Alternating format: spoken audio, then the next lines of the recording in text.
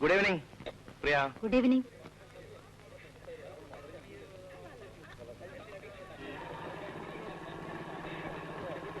എന്താ മുഖം വല്ലാതിരിക്കുന്നത്? കോൾഡാണ്. നല്ല പണിയാ ഗണേഷ് കാണിച്ചത്. ഇപ്പൊ എനിക്ക് ഹോസ്റ്റലിൽ ഇരിക്കാൻ മേലാതായി. ഞാൻ മനഃപൂർവ്വം ചെയ്തതാണെന്ന ഹോസ്റ്റലിലെ സംസാരം. അയ്യോ പ്രിയെ, ഞാനൊന്നും മനഃപൂർവ്വം പറഞ്ഞതല്ല. ജീവിതത്തിൽ ആദ്യമായിട്ടാണ് ഞാൻ ഒറ്റയ്ക്ക് ഒരു പെൺകുട്ടിയായി സംസാരിച്ചത്. ഉള്ളത് പറഞ്ഞാൽ ആ കുട്ടി വന്ന് എന്റെ മുമ്പിൽ നിന്നപ്പോ എന്റെ സകല കൺട്രോളും പോയി. എന്നാൽ ആ കുട്ടി എന്തെങ്കിലും ഒന്ന് സംസാരിക്കുന്നു, അപ്പൊ ഞാൻ ഏതാണ്ടോ പറഞ്ഞു പോയി. പക്ഷേ ഞാൻ തമാശക്ക് പറഞ്ഞാണ് കേട്ടോ. നല്ല തമാശ. ഞാൻ പറഞ്ഞതല്ലേ അവൾക്ക് തമാശയൊന്നും മനസ്സിലാവില്ലെന്ന്. എന്തൊക്കെയാ പറഞ്ഞെന്ന് ഗണേഷിന് ഓർമ്മയുണ്ടോ? ഇല്ല, അമ്മയാണ് സത്യം. ഇനി പ്രിയക്ക് അങ്ങനെ വല്ല പ്രയാസവും ഉണ്ടെങ്കിൽ ഞാൻ ആ കുട്ടിയെ ഒന്നുകൂടി കണ്ട് കാര്യങ്ങൾ വിശദമായിട്ട് പറയാം. അയ്യോ വേണ്ട, ഇനി ഒന്നും പറയാതിരിക്കുന്നതാണ് ഗണേഷ് എന്നോട് ചെയ്യുന്ന ഏറ്റവും വലിയ സഹായം. ഓക്കെ, ഞാൻ ആ കുട്ടിയെ കണ്ടാ ഇനി മിണ്ടാനേ പോകുന്നില്ല. അപ്പോ ഈ ബില്ല് അത് ഞാൻ പേ ചെയ്തോളാം. Thank you. Okay, bye. Bye. സുജാതേ, നിന്റെ അമ്മാവൻ വന്നിരിക്കുന്നു, വേഗം വാ.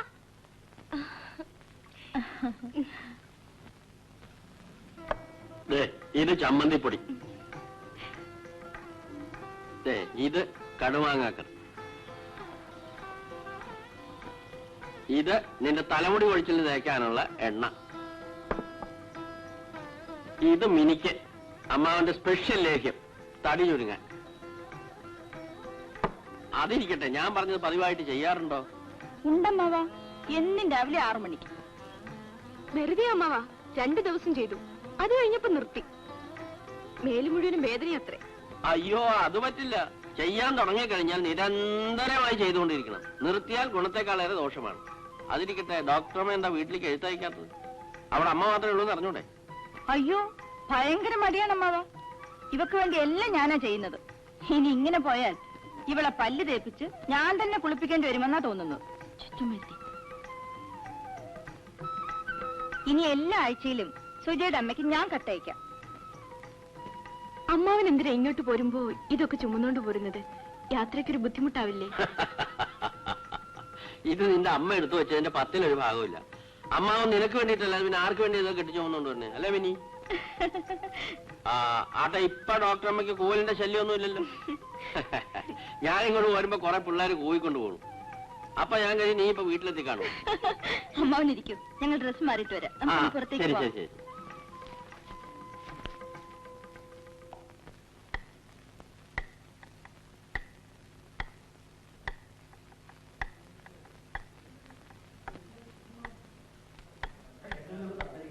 അയ്യോ, ശരിക്കും കളി ഗണേഷ്, 2 ഫസ്റ്റ് ഇയേഴ്സ് വന്നിട്ട് നമുക്ക് വരട്ടെ. What you say? പിന്നെ എന്താ സംശയം? പോയി വിളിച്ചോണ്ട് വാ. സാറ് വിളിക്കുന്നു പറ, ഞാൻ അപ്പുറത്തിരിക്കാം. Okay okay. എന്തിനാ ഗണേഷ് ഈ പിള്ളേരെ ഇങ്ങനെ ഉപദ്രവിക്കുന്നത്? സാർ ഒന്ന് പോയാട്ടെ. മെഡിക്കൽ കോളേജിൽ പഠിക്കാൻ വരുന്ന പിള്ളേരുടെ ആദ്യത്തെ പരിശീലനമാണ് ഈ റാഗിംഗ്. സാർ ഇതിലൊന്നും ഇടപെടണ്ട, ഞങ്ങൾ കൈകാര്യം ചെയ്യണം കേട്ടാ. താൻ എന്ത് വേണേ ആയിരിക്കും, ഞാൻ ഇവിടെ ഇരിക്കുന്നില്ല. ഒരു സമാധാന പരിപാലകൻ.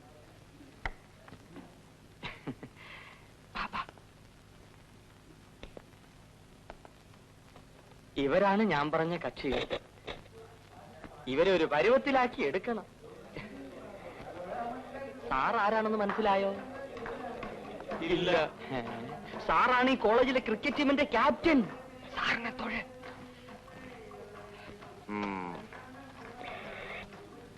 നിങ്ങൾ ഇരിക്കണം. എവിടെ ഇരിക്കാനാ? സാങ്കല്പിക കസേരയിൽ ഇരിക്കണം. മനസ്സിലായില്ലല്ലേ? അയ്യോ, സാറ് ക്ഷമിക്കണം, കുഞ്ഞുങ്ങൾക്ക് മനസ്സിലായില്ല. പിഞ്ച് മനസ്സുകളായതുകൊണ്ടാ. What you say? എങ്കിൽ സാങ്കല്പിക കസേര എന്താണെന്ന് വർഗീസ് ഒന്ന് കാണിച്ചു കൊടുക്കണം.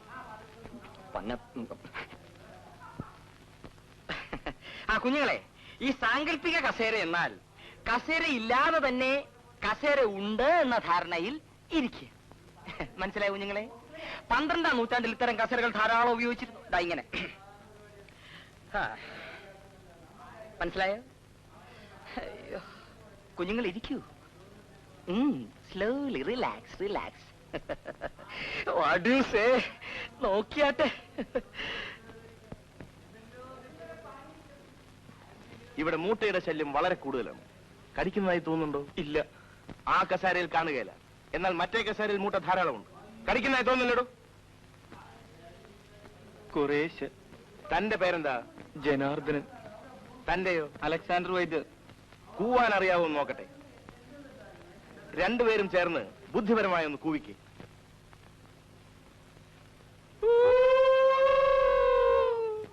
മോശം. പോരാ സാർ, ഒരു ലൈഫ് ഇല്ല. കുഞ്ഞുങ്ങൾ നന്നായിട്ട് കൂവി തെളിയേണ്ടിയിരിക്കുന്നു. What you say? കാല് കഴിക്കുന്നു. എന്താ വർഗീസേ ജനമർദ്ദനൻ പറഞ്ഞത്?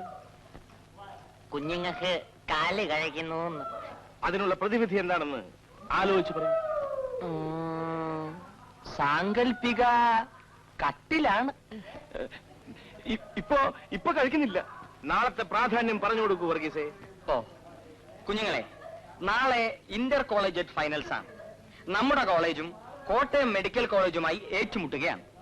നാളെ രാവിലെ നിങ്ങൾ രണ്ടുപേരും നമ്മുടെ കോളേജിന് വേണ്ടി പ്രാർത്ഥിക്കണം. ഇപ്പോ നമ്മുടെ ക്യാപ്റ്റന്റെ കാലിൽ അദ്ദേഹത്തിന്റെ ആരോഗ്യത്തിനു വേണ്ടി അല്പം എണ്ണ പുരട്ടി കൊടുക്കൂ. നാളെ ഭംഗിയായിട്ട് അദ്ദേഹം കളിക്കട്ടെ. സാങ്കല്പിക കസേരയിൽ ഇരുന്നു കൊണ്ട് തന്നെ വേണോ? വേണമെന്നില്ല. എണ്ണ? സാങ്കല്പിക എണ്ണ. കുഞ്ഞുങ്ങളെ ചെല്ലൂ. വരൂ.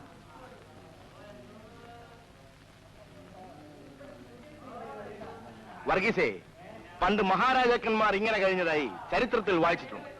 ഇപ്പൊ ഇങ്ങനെ കഴിയുന്നത് ഞാനാ.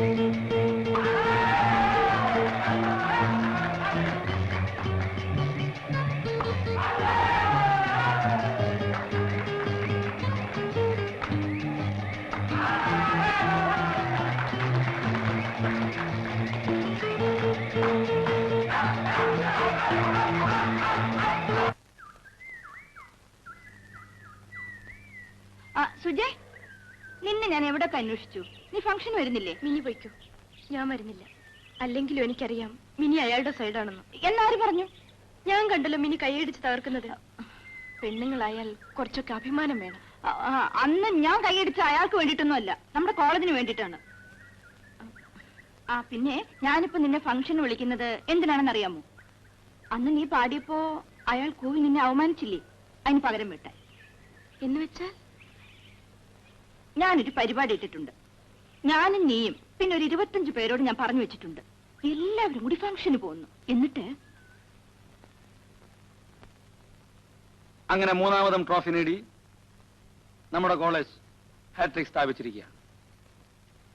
ഈ അവസരത്തിൽ അതിന്റെ പ്രധാന ശില്പിയായ ശ്രീ ഗണേശനെ ഞാൻ ഈ സദസ്സിന് പരിചയപ്പെടുത്തുക. പ്രിയമുള്ള സുഹൃത്തുക്കളെ, എനിക്കും എന്റെ ടീം അംഗങ്ങൾക്കും നിങ്ങൾ നൽകുന്ന ഈ ആവേശകരമായ സ്വീകരണത്തിന് എങ്ങനെ നന്ദി പറയണം എന്നെനിക്കറിയില്ല. ഈ അംഗീകാരത്തിനുള്ള എല്ലാ കാരണവും നിങ്ങൾ നൽകിയ പ്രോത്സാഹനം മാത്രമാണ്. അതുകൊണ്ട് നിങ്ങളോട് 2 വാക്ക് സംസാരിക്കാൻ ഞാൻ ആഗ്രഹിക്കുകയാണ്.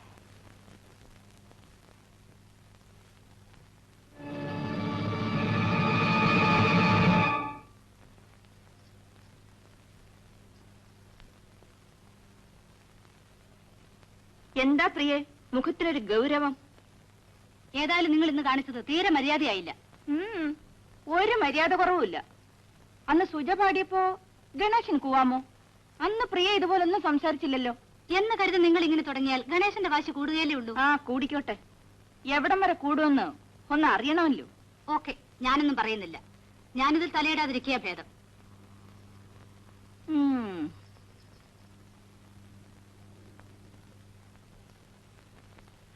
അയ്യോ, ഞാൻ എന്റെ സാരി പോലും മാറിയില്ല. മെസ്സും അടച്ചു കാണും. വാ സുജി.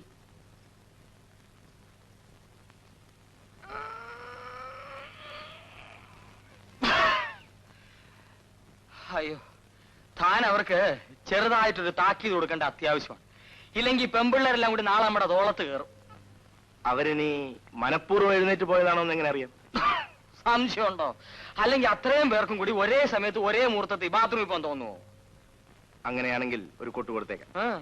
പിന്നെ എന്നും വൈകുന്നേരം 5 മണിക്ക് ഗായികയും സഖിയും കൂടി കോഫി ഹൗസ് ഒരു വരവുണ്ട്. അവിടെ ചെന്ന് പറഞ്ഞാ മതി. What you say?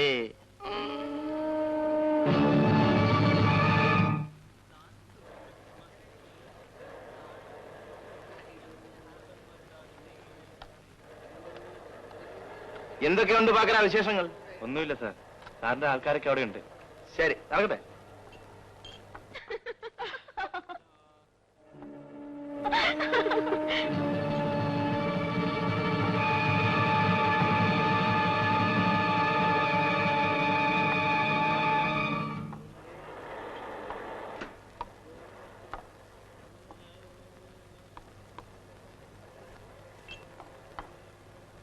നിങ്ങളുടെ ഇന്നലത്തെ പ്രകടനം ഉഗ്രമായിരുന്നു. നിങ്ങളിൽ ആരുടെ തലയിലാണ് ഈ ഐഡിയ പൊട്ടിമുളച്ചത്? എന്റെ 1000 കൂവലിന്റെ ഇഫക്റ്റ് ആയിരുന്നു ആ ഒരൊറ്റ ബോയ്ക്കോട്ട്. പക്ഷേ എന്നോട് ഇതുവരെ ആരും ഇങ്ങനെ പെരുമാറിയിട്ടില്ല. 5 വർഷം ഇവിടെ പഠിച്ച് ഡോക്ടറായി നാട്ടുകാരെ സേവിക്കണമെന്ന നിർബന്ധമൊന്നും എനിക്കില്ല. വീട്ടിലിരുന്നാൽ എസ്റ്റേറ്റിൽ പോകാൻ അച്ഛൻ പറയും. അതുകൊണ്ടാണ് ഞാനിവിടെ വരുന്നത്. പിന്നെ ജനനം കൊണ്ടേ ഞാനൊരു വിവരദോഷിയാണ്. എന്നോട് കുറച്ചുകൂടെ സൂക്ഷിച്ച് പെരുമാറിയാൽ അത് നിങ്ങൾക്ക് കൊള്ളാം.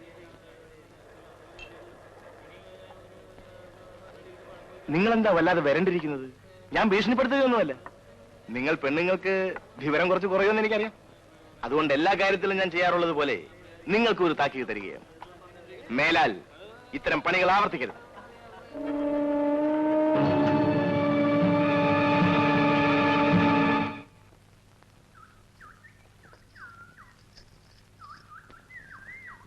ഇന്നല്ലേ പ്രിയ അനാട്ടമി പ്രൊഫസറുടെ സെൻഡ് ഓഫ് പാർട്ടി? അയ്യോ അതെ, നമ്മുടെ ജീവിതത്തിലെ ഏറ്റവും സന്തോഷം നിറഞ്ഞ ദിവസമാണിന്ന്. എന്താ? ഓ, എന്തൊരു ബോറ് ക്ലാസ് ആയിരുന്നു അങ്ങേരുടേത്. ആദ്യത്തെ ക്ലാസ് കഴിഞ്ഞപ്പോഴേ ഞാൻ മനസ്സിൽ കരുതിയതാ എത്രയും പെട്ടെന്നൊരു യാത്രയയപ്പ് നൽകണമെന്ന്. പക്ഷെ ഞാൻ പോകുമായിരുന്നു. മാച്ച് ചെയ്യുന്ന സാരിയും ബ്ലൗസും ഡോബി കൊണ്ടുപോയിട്ട് ഇതുവരെ കൊണ്ടു തന്നില്ല. സാരിയും ബ്ലൗസും ഇല്ലെങ്കിലും ഞാൻ പോകും. രൂപ 25 പാർട്ടിക്ക് വേണ്ടി കൊടുത്തിട്ടുള്ളതേ, അത് മുതലാക്കണ്ടേ? എന്താ സൂചി വരുന്നില്ലേ? ഞാൻ വരുന്നില്ല. എന്തിനാ ഈ കോല് വിദഗ്ധന്മാർ വരുന്നിടത്തൊക്കെ ഞാൻ വരുന്നത്? കണ്ടോ പ്രിയേ, ഇതാണ് ഇവളുടെ കുഴപ്പം. നിനക്ക് ഗട്സ് ഇല്ലാത്തതാ കാരണം. ആര് വന്ന നിനക്കെന്താ? പിന്നെ ഹോട്ടൽ ദ്വാരകയിലെ പാർട്ടിയാ. അവിടുത്തെ മസാല ദോശ നീ തിന്നിട്ടുണ്ടോ? ഞാൻ പോന്നു. ഒരു പ്രത്യേക ക്യാരക്ടറാ അവൾ. എപ്പോഴും ഇങ്ങനെ ആദ്യം വാശി പിടിക്കും. പക്ഷേ ഞാനവളെ കൊണ്ടിരുന്ന് നോക്കിക്കും. Hi, hello. നിന്റെ പരാതിയൊക്കെ മാറിയല്ലോ. പൂവൽ സംഘം ഒന്നും വന്നിട്ടില്ല. ദേ വരുന്നു. എന്ത് പാർട്ടിയാ സാറേ? ഹായ്.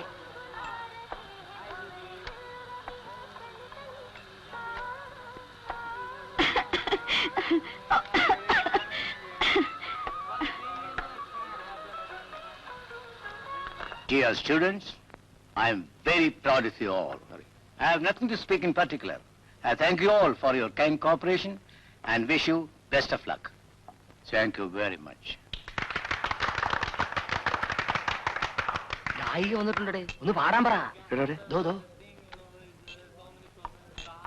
പറഞ്ഞാ പാടുവോ? പാടിക്കണം, അതല്ലേ നമ്മുടെ കഴിവ്. ഇല്ലെങ്കിൽ നമ്മുടെ പാട്ടുകൊണ്ട് അവരെ നന്നായിട്ട് നൂരാം. പോ. ഓക്കേ. സുഹൃത്തുക്കളെ, നമുക്ക് ഏറ്റവും വേദനയുള്ള ഒരു ദിവസമാണിന്ന്. നമ്മുടെ പ്രിയങ്കരനായ പ്രൊഫസർ നമ്മെ വിട്ട് എന്നേക്കുമായി യാത്ര പറയുകയാണ്. വേദന കൊണ്ട് എന്റെയും നിങ്ങൾ ഓരോരുത്തരുടെയും ഹൃദയം തുടിക്കുകയാണ്.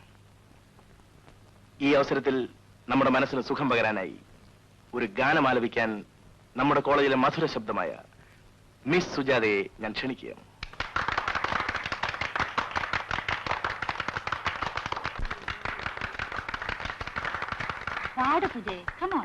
ഇല്ല, ഞാൻ പാടില്ല. ഇത്തവണ ഞാൻ ഒരിക്കലും കൂവില്ല.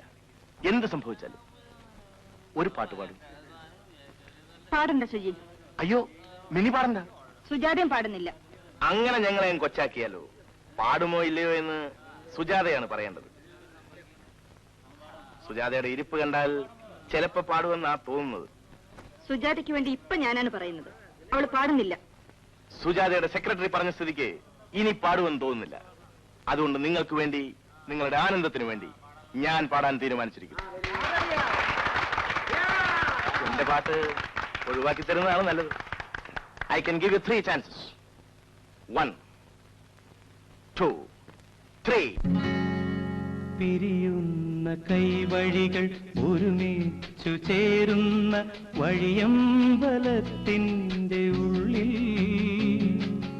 ഒരു ദീർഘനിശ്വാസം ഇടവേളയാക്കുവാൻ ഇടവന്ന കോലങ്ങൾ നമ്മൾ. ഇതു ജീവിതം, മണ്ണിലിതു ജീവിതം. Come on, everybody. ജീവിതം ഇത് ജീവിതം, ഭൂമിയിൽ ഇത് ജീവിതം. ജീവിതം ഇത് ജീവിതം, ഭൂമിയിൽ ഇത് ജീവിതം.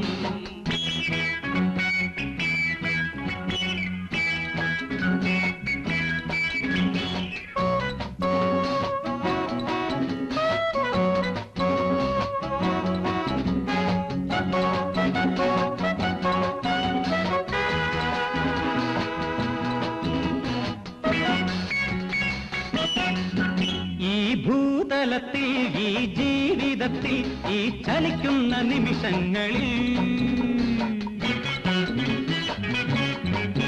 ഈ ഭൂതലത്തിൽ, ഈ ജീവിതത്തിൽ, ഈ ചലിക്കുന്ന നിമിഷങ്ങളിൽ മിണ്ടാട്ടമില്ലാതെ തന്നിലേക്കൊതുങ്ങുന്ന മെഴുകസ്യമാരെ സൂക്ഷിക്കുവിൻ. മിണ്ടാട്ടമില്ലാതെ തന്നിലേക്കൊതുങ്ങുന്ന മെഴുകസ്യമാരെ സൂക്ഷിക്കുവിൻ. ഈ ഇണങ്ങാത്ത കണ്ണികൾ അപകടങ്ങൾ, അപകടങ്ങൾ. നാടകം ഇത് നാടകം, ജീവിതം ഒരു നാടകം. നാടകം ഇത് നാടകം, ജീവിതം ഒരു നാടകം.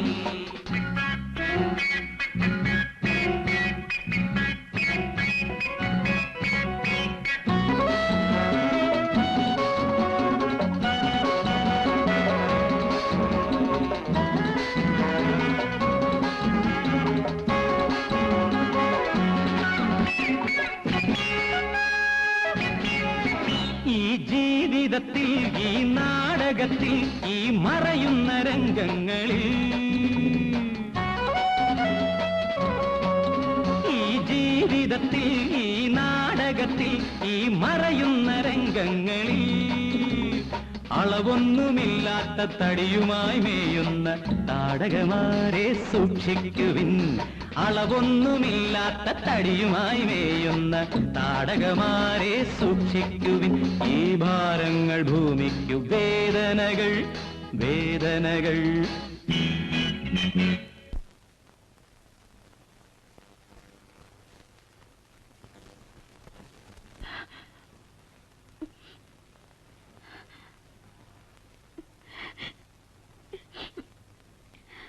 മിനി എന്തിനാ വിഷമിക്കുന്നത്? ഞാനെന്ന് കരഞ്ഞപ്പോ മിനിയല്ലേ എന്നെ സമാധാനിപ്പിച്ചത്? എനിക്ക് ജീവനുണ്ടെങ്കിൽ ഞാൻ അയാളോട് പകരം വിട്ടു. നീ എനിക്ക് അയാളുടെ വീട്ടു അഡ്രസ് ഒന്ന് വാങ്ങിച്ചു തരാമോ? എന്തിനാ? അത് ഞാൻ കാണിച്ചു തരാം. നീ വാങ്ങിച്ചു തരാമോ? ഞാനെങ്ങനെ വാങ്ങാനാ? നീ പ്രിയോട് പറഞ്ഞാ മതി, അവള് തരും. ശരി. പ്രിയേ, ഞാനൊരു കാര്യം ചോദിച്ചാൽ ഇങ്ങോട്ടൊന്നും ചോദിക്കാൻ സാധിച്ചു തരാമോ? എന്താ കാര്യം? എനിക്ക് ഗണേഷിന്റെ വീട്ടു അഡ്രസ്സും തരാമോ? ആ, ഗണേഷിന്റെ അഡ്രസ്സോ? നിനക്കോ? എന്താ കാര്യം? ആ, എന്നോടൊന്നും ചോദിക്കരുതെന്നല്ലേ പറഞ്ഞത്? ശരി, ചോദിക്കുന്നില്ല. അഡ്രസ് ഞാൻ തരാം. പക്ഷെ ഞാൻ ഉദ്ദേശിക്കുന്ന വിധത്തിൽ വല്ലതും സംഭവിച്ചാൽ കമ്മീഷൻ എനിക്ക് തരണം. ഓ, സമയം ഒരുപാടായി. വരൂ.